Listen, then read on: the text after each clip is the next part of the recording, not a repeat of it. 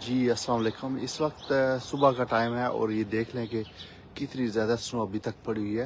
ये सड़कों की सूरत हाल है वो भी आप देख लें। ये इतनी स्नो जो है ना वो साइडों पे पड़ी है और गाड़ियां जो खड़ी करने की जगह बिल्कुल भी नहीं है। जो मेन रोड्स हैं वो तो साफ़ हैं, लेकिन जो बाकी रोड्स हैं उनकी ये सूरत हाल है।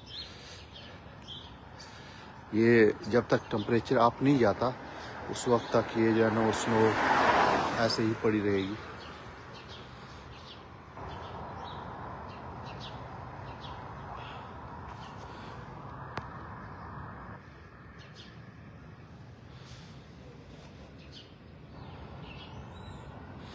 लोगों के लिए सबसे ज़्यादा मुश्किलात ये हैं कि वो गाड़ियाँ कहाँ पार्क करें।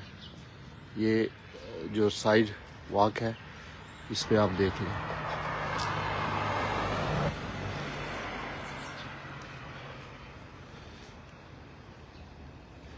मैं थोड़ा सा आगे जाके यहाँ आपको दिखाता हूँ